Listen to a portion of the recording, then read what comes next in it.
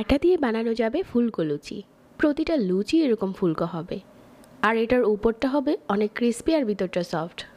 প্রথমে আমরা আটার ডোটা মাখিয়ে নিচ্ছি। আটা নিয়ে নিচ্ছি 1 কাপ, আর সাথে হাফ চা চামচ লবণ দিয়ে দিলাম। 1 টেবিল চামচ দিয়ে দিচ্ছি রান্নার রেগুলার তেল। তারপর আটার সাথে তেলটা খুব ভালো করে মিশিয়ে নিচ্ছি। হাত দিয়ে ঠিক এরকম করে মিশাতে হবে। কুসুম গরম পানি দিয়ে একটা সফট ডো মাখাবো। পানিটা কিন্তু খুব বেশি গরম হবে না, কুসুম গরম পানি দিয়ে মাখিয়ে নিয়েছি। এই আটার ডোটাকে যত ভালো করে মতে নেবেন, লুচিগুলো তত বেশি ফুলকো হবে। আমি এরকম সফট করে মতে নিয়েছি। এখন এটা আমরা 10 মিনিট রেস্টে দেব। আর এরকম ছোট ছোট করে যে কটা লুচি বানাবো ভাগ করে নিয়েছি। আর এখানে নিয়ে নিয়েছি 2টা আলু।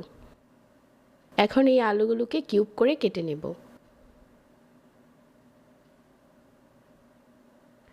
আপনি চাইলে আলুগুলো আরও বড় করেও কাটতে পারেন, আবার চাইলে আরেকটু ছোট করেও কাটতে পারেন। আলুগুলো কেটে নেওয়া হয়ে গেছে। এখন পরিষ্কার পানি দিয়ে 2 বার ধুয়ে নিচ্ছি। তারপর একটা সসপ্যানে নিয়ে 2 কাপ পানি দিয়ে দিচ্ছি। সিদ্ধ করার পর যাতে 1 কাপ পানি থেকে যায়, হাফ চা চামচ লবণ দিয়ে দিলাম।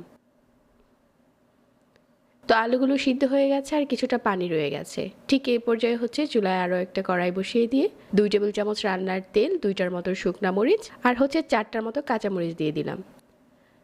এখানে দিয়েছি হাফ চা চামচ পাঁচফোড়ন।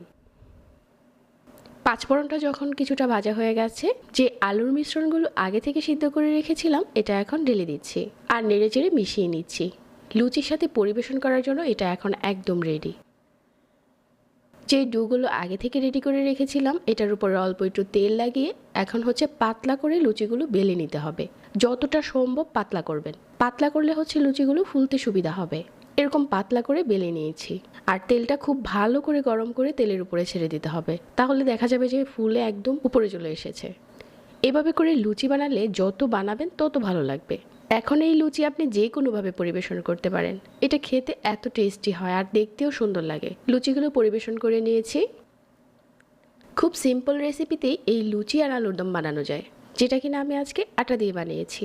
মাঝে মাঝে সকালে নাস্তার জন্য এরকম একটা রেসিপি বানিয়ে ফেলতে পারেন ঝটপট। আশা করছি আজকের রেসিপি ভালো লেগেছে। প্রতিনিয়ত নতুন রেসিপি পেতে পেজ ফলো করে রাখবেন। সবাইকে ধন্যবাদ জানিয়ে আজকে এখানেই বিদায় নিচ্ছি। আল্লাহ হাফেজ।